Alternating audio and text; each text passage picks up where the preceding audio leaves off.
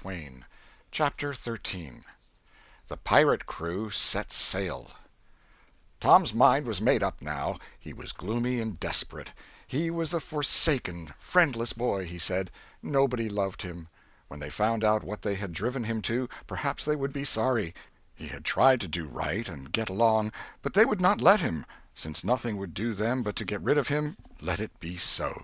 And let them blame him for the consequences. Why shouldn't they? What right had the friendless to complain? Yes, they had forced him to it at last. He would lead a life of crime. There was no choice. By this time he was far down Meadow Lane, and the bell for school to "take up" tingled faintly upon his ear. He sobbed, now, to think he should never, never hear that old familiar sound any more. It was very hard, but it was forced on him. Since he was driven out into the cold world, he must submit. But he forgave them. Then the sobs came thick and fast. Just at this point he met his soul's sworn comrade, Joe Harper, hard-eyed, and with evidently a great and dismal purpose in his heart. Plainly here were two souls with but a single thought. Tom, wiping his eyes with his sleeve, began to blubber out something about a resolution to escape from hard usage and lack of sympathy at home by roaming abroad into the great world never to return, and ended by hoping that Joe would not forget him. But it transpired that this was a request which Joe had just been going to make of Tom, and had come to hunt him up for that purpose. His mother had whipped him for drinking some cream which he had never tasted and knew nothing about. It was plain that she was tired of him and wished him to go. If she felt that way, there was nothing for him to do but succumb. He hoped she would be happy, and never regret having driven her poor boy out into the unfeeling world to suffer and die. As the two boys walked sorrowing along, they made a new compact to stand by each other and be brothers, and never separate till death relieved them of their troubles. Then they began to lay their plans. Joe was for being a hermit, and living on crusts in a remote cave, and dying, sometime, of cold and want and grief. But after listening to Tom, he conceded that there were some conspicuous advantages about a life of crime, and so he consented to be a pirate. 3 miles below St. Petersburg, at a point where the Mississippi River was a trifle over a mile wide, there was a long, narrow, wooded island, with a shallow bar at the head of it, and this offered well as a rendezvous. It was not inhabited. It lay far over towards the further shore, abreast a dense and almost wholly unpeopled forest. So Jackson's Island was chosen. Who were to be the subjects of their piracies was a matter that did not occur to them. Then they hunted up Huckleberry Finn, and he joined them promptly, for all careers were one to him. He was indifferent. They presently separated to meet at a lonely spot on the river bank 2 miles above the village at the favorite hour, which was midnight. There was a small log raft there which they meant to capture. Each would bring hooks and lines, and such provision as he could steal in the most dark and mysterious way, as became outlaws, and before the afternoon was done they had all managed to enjoy the sweet glory of spreading the fact that pretty soon the town would hear something. All who got this vague hint were cautioned to be mum and wait. About midnight Tom arrived with a boiled ham and a few trifles, and stopped in a dense undergrowth on a small bluff overlooking the meeting-place. It was starlight and very still. The mighty river lay like an ocean at rest. Tom listened a moment, but no sound disturbed the quiet. Then he gave a low, distinct whistle. It was answered from under the bluff. Tom whistled twice more. These signals were answered in the same way. Then a guarded voice said, "Who goes there?" "Tom Sawyer, the Black Avenger of the Spanish Main. Name your names." "Huck Finn, the Red-Handed, and Joe Harper, the Terror of the Seas." Tom had furnished these titles from his favorite literature. "'Tis well. Give the countersign." 2 hoarse whispers delivered the same awful word simultaneously to the brooding night. "Blood!" Then Tom tumbled his ham over the bluff and let himself down after it, tearing both skin and clothes to some extent in the effort. There was an easy, comfortable path along the shore under the bluff, but it lacked the advantages of difficulty and danger so valued by a pirate. The Terror of the Seas had brought a side of bacon, and had about worn himself out with getting it there. Finn, the red-handed, had stolen a skillet and a quantity of half-cured leaf tobacco, and had also brought a few corn-cobs to make pipes with. But none of the pirates smoked or chewed but himself. The Black Avenger of the Spanish Main said it would never do to start without some fire. That was a wise thought. Matches were hardly known there in that day. They saw a fire smouldering upon a great raft 100 yards above, and they went stealthily thither and helped themselves to a chunk. They made an imposing adventure of it, saying "Hist!" every now and then, and suddenly halting with finger on lip, moving with hands on imaginary dagger hilts, and giving orders in dismal whispers that if the foe stirred, to let him have it to the hilt, because dead men tell no tales. They knew well enough that the raftsmen were all down at the village laying in stores or having a spree, but still that was no excuse for their conducting this thing in an unpiratical way. They shoved off presently, Tom in command, Huck at the after oar, and Joe at the forward. Tom stood amidships, gloomy-browed, and with folded arms, and gave his orders in a low, stern whisper. "Luff, and bring her to the wind." "Aye, aye, sir." "Steady, steady." "Steady it is, sir." "Let her go off a point." "Point it is, sir." As the boys steadily and monotonously drove the raft toward midstream, it was no doubt understood that these orders were given only for style, and were not intended to mean anything in particular. "What sail's she carrying?" "Courses, topsails, and flying jib, sir." "Send the r'yals up. Lay out aloft there, half a dozen of ye, fore topmansts'l. Lively now." "Aye, aye, sir." "Shake out that main t'gallantsail. Sheets and braces. Now, my hearties." "Aye, aye, sir." "Heel 'em a lee, hard a port. Stand by to meet her when she comes. Port, port, now, men, with a will. Steady." "Steady it is, sir." The raft drew beyond the middle of the river. The boys pointed her head right, and then lay on their oars. The river was not high, so there was not more than a 2 or 3 mile current. Hardly a word was said during the next 3/4 of an hour. Now the raft was passing before the distant town. 2 or 3 glimmering lights showed where it lay, peacefully sleeping, beyond the vague vast sweep of a star-gemmed water, unconscious of the tremendous event that was happening. The Black Avenger stood still with folded arms, looking his last upon the scene of his former joys and his later sufferings, and wishing she could see him now, abroad on the wild sea, facing peril and death with dauntless heart, going to his doom with a grim smile on his lips. It was but a small strain on his imagination to remove Jackson Island beyond eye-shot of the village, and so he "looked his last" with a broken and satisfied heart. The other pirates were looking their last, too, and they all looked so long that they came near letting the current drift them out of the range of the island, but they discovered the danger in time and made shift to avert it. About 2 o'clock in the morning the raft grounded on the bar 200 yards above the head of the island, and they waded back and forth until they had landed their freight. Part of the little raft's belongings consisted of an old sail, and this they spread over a nook in the bushes for a tent to shelter their provisions, but they themselves would sleep in the open air in good weather, as became outlaws. They built a fire against the side of a great log 20 or 30 steps within the somber depths of the forest, and then cooked some bacon in the frying-pan for supper, and used up half of the corn-pone stock they had brought. It seemed glorious sport to be feasting in that wild, free way in the virgin forest of an unexplored and uninhabited island, far from the haunts of men, and they said they never would return to civilization. The climbing fire lit up their faces and threw its ruddy glare upon the pillared tree-trunks of their forest temple, and upon the varnished foliage and festooning vines. When the last crisp slice of bacon was gone, and the last allowance of corn-pone devoured, the boys stretched themselves out on the grass, filled with contentment.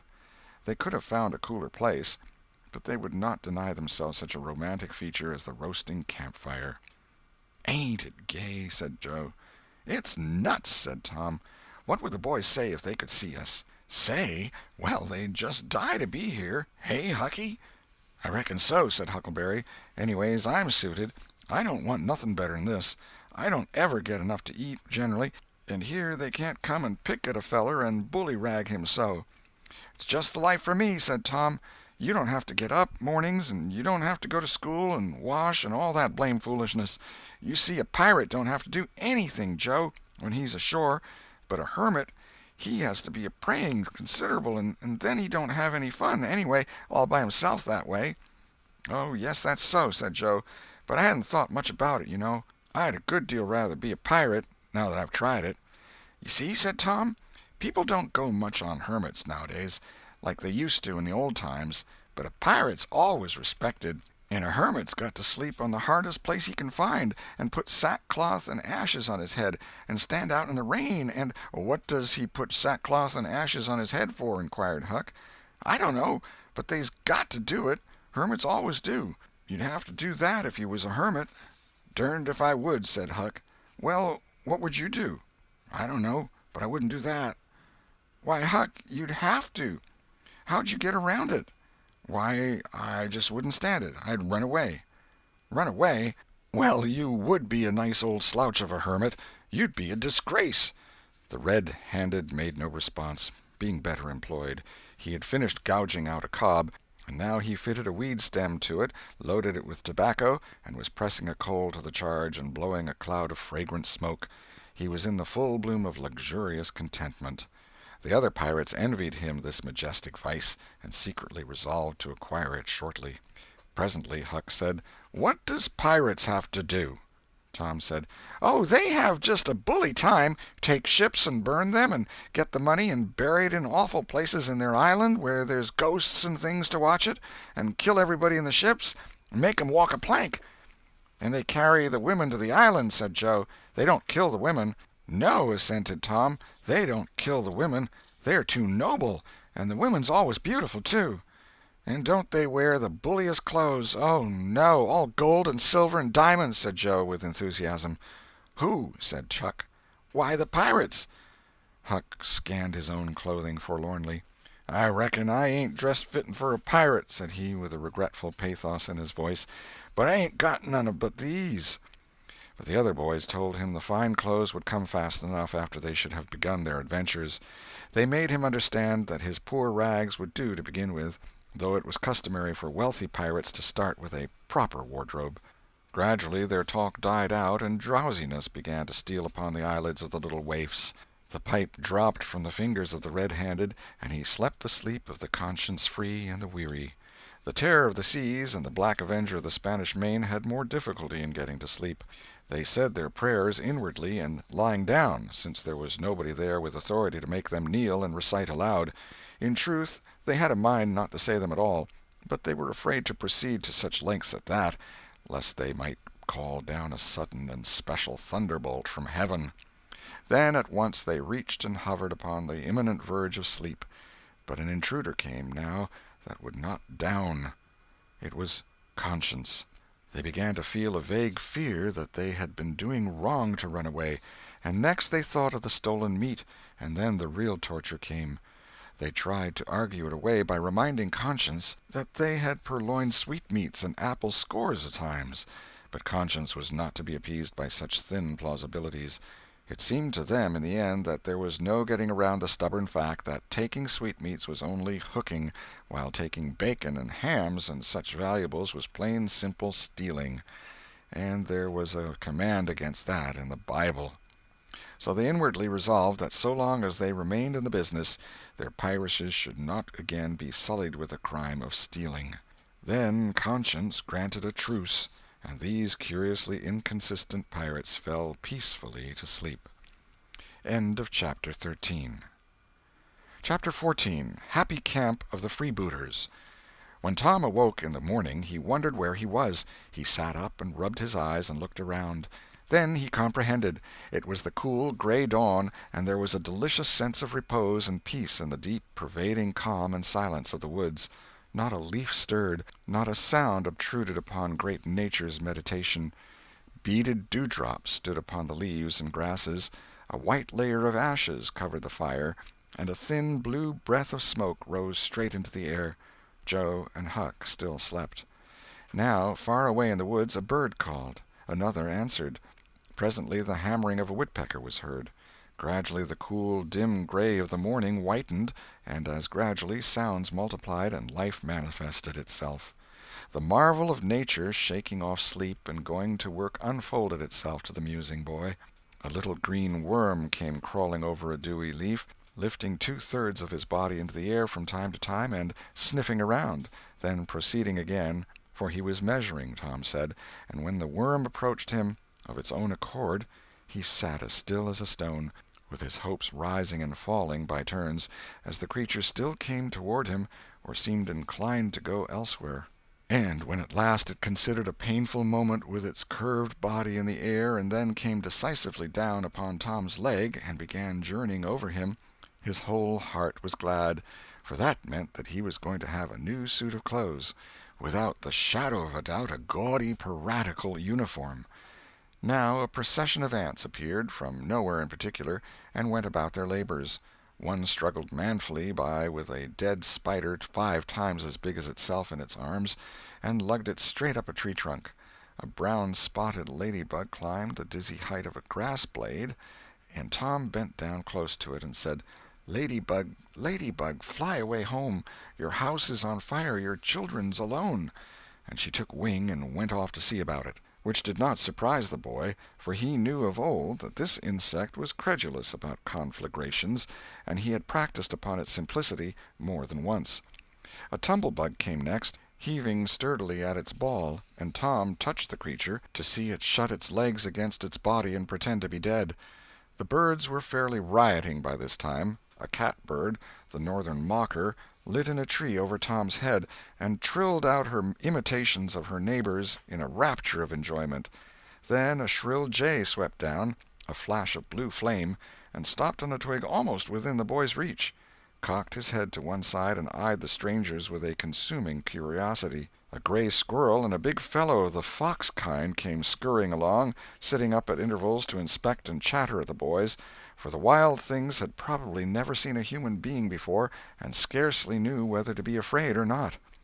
All nature was wide awake and stirring now. Long lances of sunlight pierced down through the dense foliage far and near, and a few butterflies came fluttering upon the scene. Tom stirred up the other pirates, and they all clattered away with a shout, and in a minute or two were stripped and chasing after and tumbling over each other in the shallow limpid water of the white sandbar. They felt no longing for the little village sleeping in the distance beyond the majestic waste of water. A vagrant current, or a slight rise in the river, had carried off their raft, but this only gratified them, since its going was something like burning the bridge between them and civilization. They came back to camp wonderfully refreshed, glad-hearted, and ravenous, and they soon had the campfire blazing up again. Huck found a spring of clear cold water close by, and the boys made cups of broad oak or hickory leaves, and felt that water, sweetened with such wildwood charm as that, would be a good enough substitute for coffee. While Joe was slicing bacon for breakfast, Tom and Huck asked him to hold on a minute. They stepped to a promising nook in the river bank and threw in their lines. Almost immediately they had reward. Joe had not had time to get impatient before they were back again with some handsome bass, a couple of sun perch, and a small catfish, provisions enough for quite a family. They fried the fish with the bacon, and were astonished, for no fish had ever seemed so delicious before. They did not know that the quicker a fresh-water fish is on the fire after it is caught the better he is, and they reflected little upon what a sauce open-air sleeping, open-air exercise, bathing, and a large ingredient of hunger makes, too. They lay around in the shade after breakfast while Huck had a smoke, and then went off through the woods on an exploring expedition. They tramped gaily along over decaying logs, through tangled underbrush, among solemn monarchs of the forest, hung from their crowns to the ground with a drooping regalia of grapevines. Now and then they came upon snug nooks carpeted with grass and jeweled with flowers. They found plenty of things to be delighted with, but nothing to be astonished at. They discovered that the island was about 3 miles long and a quarter of a mile wide, and that the shore it lay closest to was only separated from it by a narrow channel hardly 200 yards wide. They took a swim about every hour, so it was close upon the middle of the afternoon when they got back to the camp. They were too hungry to stop to fish, but they fared sumptuously upon cold ham, and then threw themselves down in the shade to talk. But the talk soon began to drag, and then died. The stillness, the solemnity that brooded in the woods, and the sense of loneliness began to tell upon the spirits of the boys. They fell to thinking. A sort of undefined longing crept upon them. This took dim shape presently. It was budding homesickness. Even Finn, the red-handed, was dreaming of his doorsteps and empty hogsheads. But they were all ashamed of their weakness, and none was brave enough to speak his thought.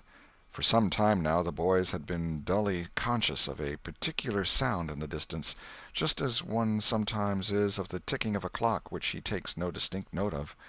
But now this mysterious sound became more pronounced and forced a recognition. The boys started, glanced at each other, and then each assumed a listening attitude. There was a long silence, profound and unbroken, and then a deep sullen boom came floating down out of the distance. "What is it?"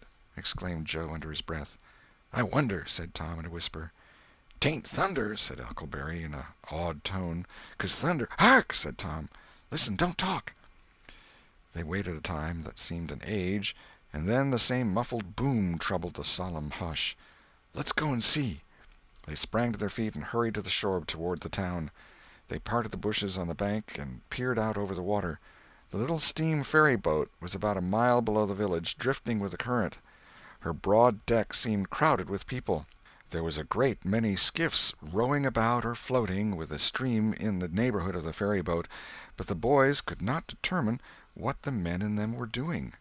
Presently a great jet of white smoke burst from the ferry-boat's side, and as it expanded and rose in a lazy cloud, that same dull throb of sound was borne to the listeners again. "I know now!" exclaimed Tom. "Somebody's drownded." "That's it," said Huck.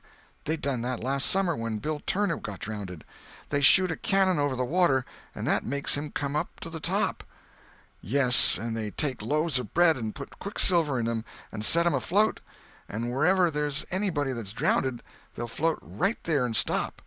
"Yes, I've heard about that," said Joe. "I wonder what makes the bread do that." "Oh, it ain't the bread so much," said Tom. "I reckon it's mostly what they say over it before they start it out." "But they don't say anything over it," said Huck. "I've seen 'em and they don't." "Well, that's funny," said Tom. "But maybe they say it to themselves." "Of course they do. Anybody might know that."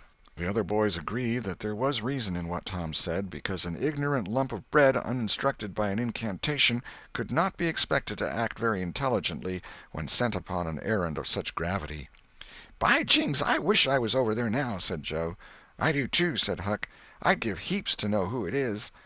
The boys still listened and watched. Presently a revealing thought flashed through Tom's mind, and he exclaimed, "Boys, I know who's drownded.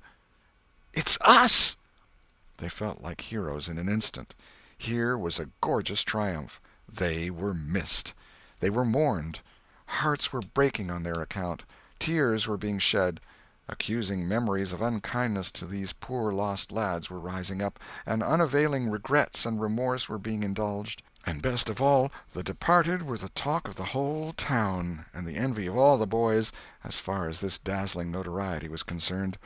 This was fine. It was worth while to be a pirate after all.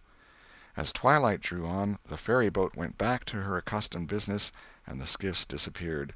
The pirates returned to camp. They were jubilant with vanity over their new grandeur and the illustrious trouble they were making.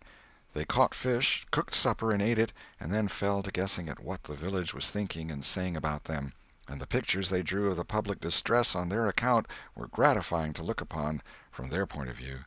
But when the shadows of night closed them in, they gradually ceased to talk, and sat gazing into the fire, with their minds evidently wandering elsewhere.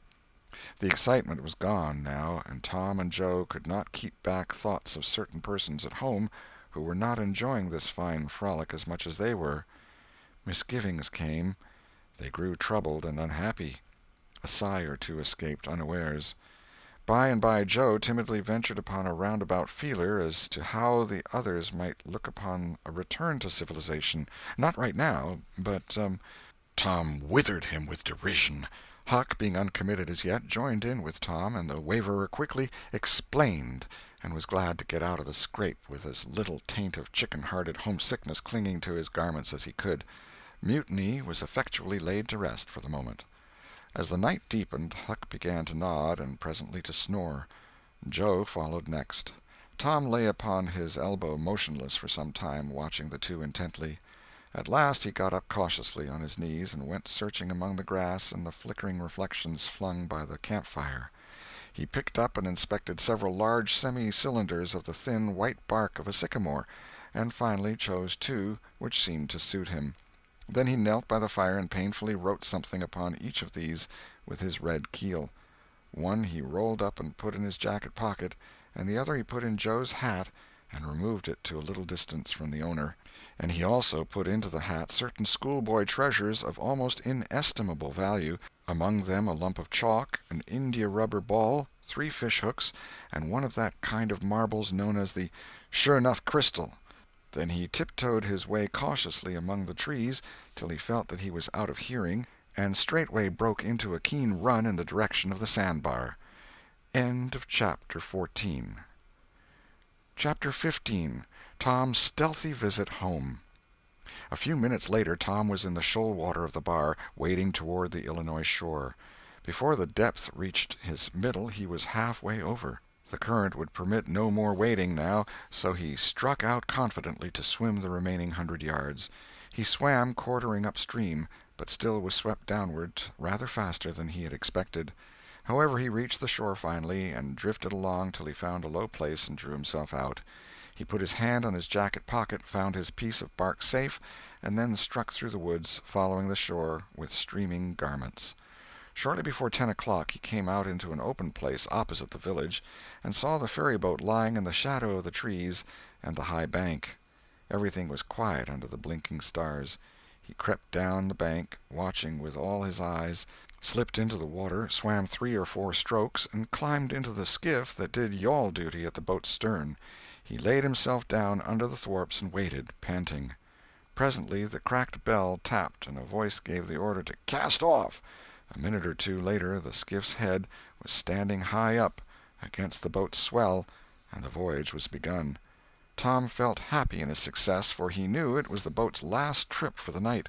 At the end of a long 12 or 15 minutes the wheel stopped, and Tom slipped overboard and swam ashore in the dusk, landing 50 yards downstream, out of danger of possible stragglers. He flew along unfrequented alleys, and shortly found himself at his aunt's back fence. He climbed over, approached the L, and looked in at the sitting-room window, for a light was burning there. There sat Aunt Polly, Sid, Mary, and Joe Harper's mother, grouped together, talking. They were by the bed, and the bed was between them and the door. Tom went to the door and began to softly lift the latch. Then he pressed gently, and the door yielded a crack. He continued pushing cautiously, and quaking every time it creaked, till he judged he might squeeze through on his knees. So he put his head through and began warily. "What makes the candles blow so?" said Aunt Polly. Tom hurried up.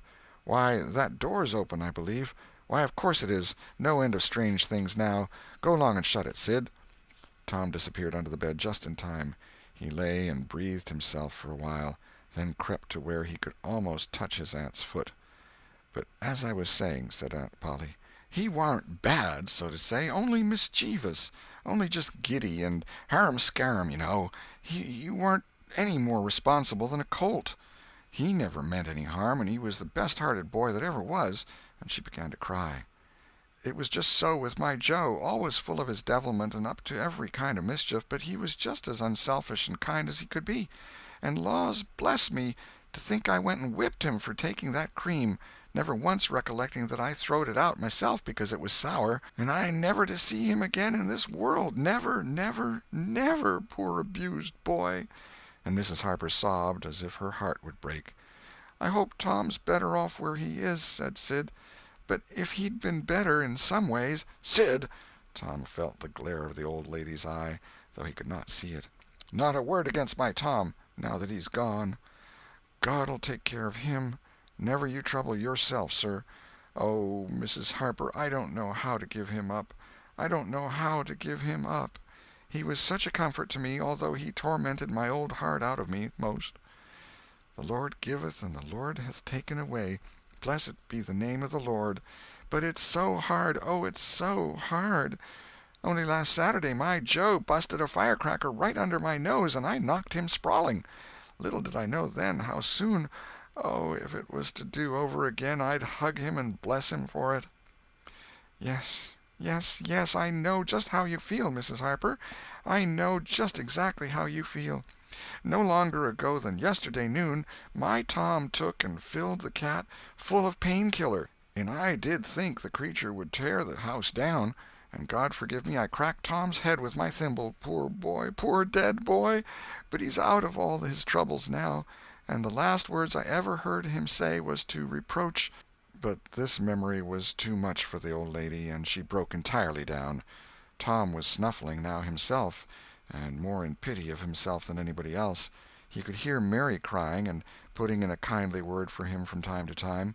He began to have a nobler opinion of himself than ever before. Still, he was sufficiently touched by his aunt's grief to long to rush out from under the bed and overwhelm her with joy, and the theatrical gorgeousness of the thing appealed strongly to his nature, too, but he resisted and lay still. He went on listening, and gathered by odds and ends that it was conjectured at first that the boys had got drowned while taking a swim. Then the small raft had been missed. Next, certain boys said the missing lads had promised that the village should hear something soon. The wise heads had put this and that together, and decided that the lads had gone off on that raft and would turn up at the next town below presently. But toward noon the raft had been found, lodged against the Missouri shore some 5 or 6 miles below the village, and then hope perished. They must be drowned, else hunger would have driven them home by nightfall, if not sooner. It was believed that the search for the bodies had been a fruitless effort, merely because the drowning must have occurred in mid-channel, since the boys, being good swimmers, would otherwise have escaped to shore. This was Wednesday night. If the bodies continued missing until Sunday, all hope would be given over, and the funerals would be preached on that morning. Tom shuddered. Mrs. Harper gave a sobbing good night and turned to go. Then, with a mutual impulse, the two bereaved women flung themselves into each other's arms and had a good, consoling cry, and then parted. Aunt Polly was tender far beyond her wont in her good night to Sid and Mary. Sid snuffled a bit, and Mary went off crying with all her heart. Aunt Polly knelt down and prayed for Tom so touchingly, so appealingly, and with such measureless love in her words and her old trembling voice, that he was weltering in tears again long before she was through. He had to keep still long after she went to bed, for she kept making broken-hearted ejaculations from time to time, tossing unrestfully and turning over. But at last she was still, only moaning a little in her sleep. Now the boy stole out, rose gradually from the bedside, shaded the candle-light with his hand, and stood regarding her. His heart was full of pity for her. He took out his sycamore scroll and placed it by the candle, but something occurred to him, and he lingered considering. His face lighted with a happy solution of his thought. He put the bark hastily in his pocket. Then he bent over and kissed the faded lips, and straightway made his stealthy exit, latching the door behind him. He threaded his way back to the ferry landing, found nobody at large there, and walked boldly on board the boat, for he knew she was tenantless except that there was a watchman who always turned in and slept like a graven image. He untied the skiff at the stern, slipped into it, and was soon rowing cautiously upstream. When he had pulled a mile above the village, he started quartering across and bent himself stoutly to his work. He hit the landing on the other side neatly, for this was a familiar bit of work for him. He was moved to capture the skiff, arguing that it might be considered a ship and therefore a legitimate prey for a pirate, but he knew a thorough search would be made for it, and that might end in revelations. So he stepped ashore and entered the wood. He sat down and took a long rest, torturing himself meantime to keep awake, and then started warily down the home stretch. The night was far spent. It was broad daylight before he found himself fairly abreast the island bar. He rested again until the sun was well up and gilding the great river with its splendor, and then he plunged into the stream. A little later he paused, dripping, upon the threshold of the camp, and heard Joe say, "No, Tom's true blue, Huck. He'll come back. He won't desert. He knows that would be a disgrace to a pirate, and Tom's too proud for that sort of thing. He's up to something or other. I wonder what." "Well, the things is ours, anyway, ain't they?" "Pretty near, but not yet, Huck. The writing says they are if he ain't back here to breakfast." "Which he is!" exclaimed Tom, with fine dramatic effect, stepping grandly into camp. A sumptuous breakfast of bacon and fish was shortly provided, and as the boys set to work upon it, Tom recounted, and adorned, his adventures. They were a vain and boastful company of heroes when the tale was done. Then Tom hid himself away in a shady nook to sleep till noon, and the other pirates got ready to fish and explore. End of chapter 15.